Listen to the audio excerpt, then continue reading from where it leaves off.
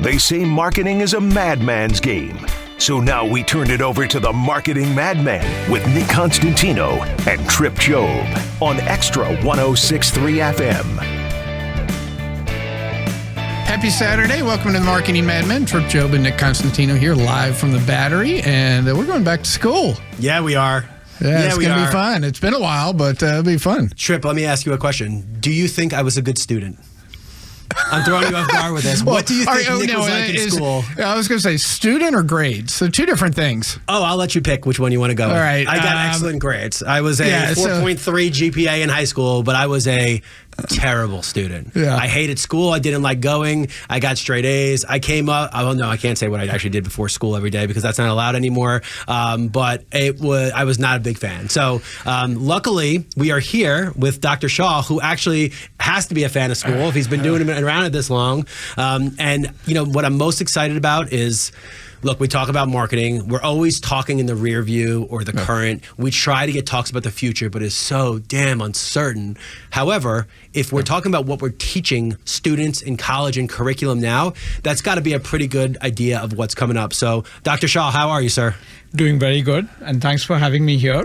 We're happy to have you. Yeah. So, why don't you gloat a little bit about yourself? I don't have to read this stuff out. Talk about all the accomplishments. Talk about all this stuff because there's a lot of them, and honestly, we don't give people enough of a chance to gloat. So talk about some of these accomplishments you got, bud. All right. So I'm a marketing professor at Robinson College of Business, and Panthers, baby. Yeah, that Georgia Panthers. State, just in case. Yes, at Georgia State University, the largest university in the state of Georgia, and the most innovative university, number 2 as per US News ranking. MIT is number 3, so we are in great company over there. I also would say the best representation of Atlanta as a city, the diversity that you see around Georgia State as a Yankee, if people saw that as the depiction of what Atlanta is, I think their perception of the South would change pretty quickly. Absolutely. We have a huge footprint in downtown Atlanta, and we are very proud of the impact that we do to the local community.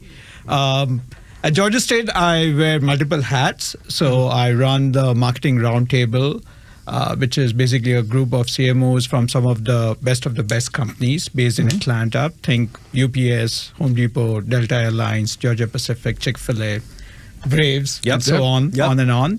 I also run the Social Media Intelligence Lab at Georgia State University, which basically does research on digital and social media marketing. And then I teach and do research Keep in your marketing. days full.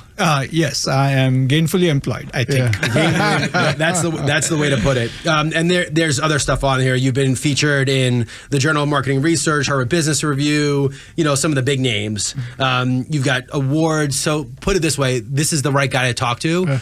Trip and I are not. We make all this stuff up as we go. So we're talking to the right guy. So let's frame this. So what I want to do, first segment, let's talk a little bit about how you have seen marketing curriculum change over the past decade. I have to imagine COVID threw everything off. Let's almost skip that a little bit. I think everyone's over talked about how much has COVID have changed the world. Let's just talk about in general over the past 10 years. How have you seen the curriculum change? Have you seen the students' appetite change? Who's enrolling? What have you seen change? Because I think that is going to be a great frame of what we're teaching now.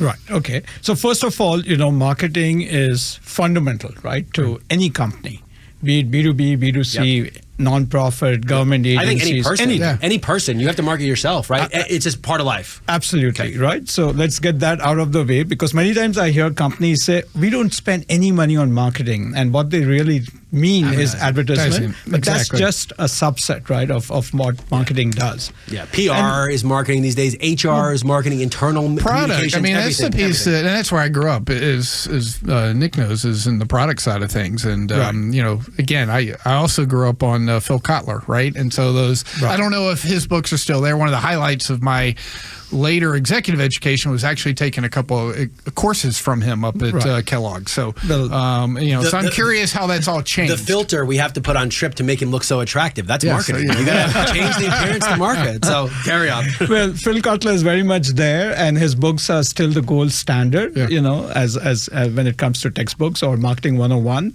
But there's this cliched statement that the only constant is change, and I think marketing as a function completely embraces that statement because it's always changing. And the reason it's always changing is because our markets are changing, consumer preferences are changing, the competitive structure, technology. There are so many factors, right, that bring in changes. And marketing has to change in tandem to survive. So coming back to your question, what's happening on the curriculum? Huge changes. And what we do at our university and in our department is we try to keep up with those changes. So if you go back in time, marketing was always heavily associated with advertisements. Right. It was considered a very creative field to begin with. Yep. And then over time, right, we started getting a lot of data about customers. And so the shift went from being creative to being very analytics driven, being very data driven. Yeah, which is such a complete different subset of person, right? One of the things I've been told in my life, there are very few people that can walk the line of creativity and analytical. I happen to be lucky. I'm pretty good at both sides. I was a math kid, but I've been in this industry. But that is not an easy thing. Those are different parts of the brain. So you think the students would have to change almost completely overnight. People are starting to recruit math kids. Remember Brooke was talking about from Market Week. They're looking for math kids. Those are the dorks. You don't want marketing. Marketing's the cool kids. You don't want the dorks in math to be doing marketing. It's funny you said that because I got him. I thought he was going to be no. Now we see what Nick was like in school, don't we? Right? He's always disrupting. He's always he gets one point. But you know I'm right. But you know I'm right. So we would have new student orientation and recruitment where we would have prospective students say, we would ask them, hey, why do you want to do marketing as a major? And the answer would be, because I don't like math. And then we would say, well, you're in for a root shock because marketing is also very data-driven. So we started bringing in a lot of data-centric courses, data-driven marketing, for example. We started teaching students how to run regressions, how to analyze data, customer data, CRM systems. So that was a big wave, that happened in marketing. And so that was one change, that happened. And then came social media. Internet, digital marketing, and so a lot of marketing implementation, right, started becoming very technology driven. Yep. And so we had as an institute or as a department, we had to make sure that our curriculum reflected that change. So a lot of courses, in fact, we are very proud that Robinson College of Business was the first school. And I was the first faculty to introduce digital social media marketing in our graduate program in and Georgia. What year was this? This was probably 2010. Okay. Oh, wow. And let's go back. And back when Facebook was fun. Back when Facebook was just a way you can keep up with all the hot chicks from high school and keep track of everything. Back when LinkedIn was more monitored by the HR departments to see where if you were looking. So you were ahead of the curve. Let's leave it at that. Right. And there was a heavy debate going on back then whether social media is here to stay or is it just a fad. Yeah. And I had to submit a 2-page justification why we need a standalone course for digital and social media marketing. But now, obviously, it's a given thing. Yeah. So the big move was, from creativity to data-driven analytics to technology-driven marketing. And now, in more recent years, and I would say the last couple of years, or maybe from the time COVID hit us, there is another big wave which is around responsible marketing. Mm-hmm. So it's all around how can companies demonstrate responsibility? How can they contribute to well-being of consumers? Right. Which is ironic, right? Because it's been proven how many times how negatively impactful some parts of social media are, yet they're putting all of this money into a resource. So how are you being responsible? And look, life is filled with these little things that contradictions. But I do find it fascinating that all of the things in which they say that they are responsibly being around have their own quirks and irresponsibilities. So it's got to be a huge issue now. It is. And it's just not being responsible from the consumer health or well-being standpoint. It's also being responsible with their data. So, there's a lot of data privacy issues, being responsible with AI. AI is making huge inroads, in marketing applications. So how do we use it in a way that it's ethical? It's we get asked a lot from our customers about how, do we use AI in our database and our analytics and our forecasting? And, and again, you have to define what AI is, but essentially spell check is AI. Yeah. So yes, and from that standpoint, yes.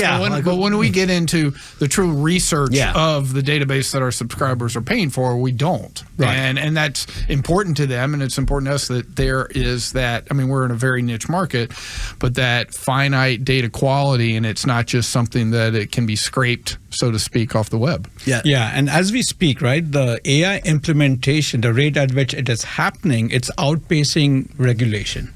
And that's a little scary thought because a lot of companies are embracing AI. They're not really sure what kind of guardrails to put in place. There's no regulation out there. But isn't that the day now? Social media outpaced regulation. Right. They're still trying to figure out how to regulate something. And for all it's worth, I don't disagree with Mark Zuckerberg. He sits on Capitol Hill. He's like, regulate me. Yeah. I'm working the parameters that you as the government give me. Regulate me. And they can't figure out a way to regulate anything. So aren't we past the point now where it's moving so fast? We've passed Moore's Law. It's evolving so fast that it's impossible to regulate? I wouldn't say it's impossible to regulate. Oh, we got a new topic. That's what we're doing.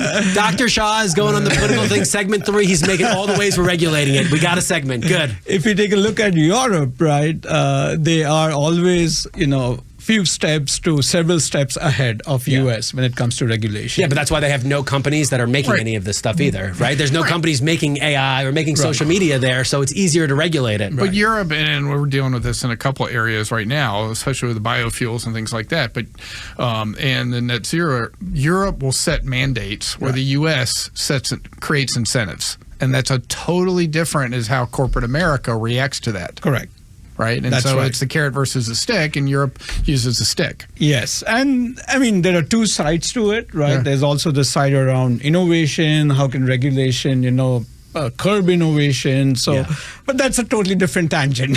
Well, let's not bring capitalism to this because I could throw it all out the window real fast. But, it's great. It's a great conversation. But the fact of the matter is that companies at least need to be mindful, as they go about implementation of technology, because technology in today's date can do a lot more than what social media could do, for example. Sure. So because I could replicate your voice. All I need is a few sentences, and then. But hold on a second. I agree with you. But the problem is that some mechanism has to share that. That's where the social media comes in. The voice replication is worthless without the transmission method. Right. So that's where social media comes into play. All right. So I think we got our topic to kick off section 2. Yes. So when we come back from the break, we'll dive into that. And you've been listening to the Marketing Madmen on Extra 106.3.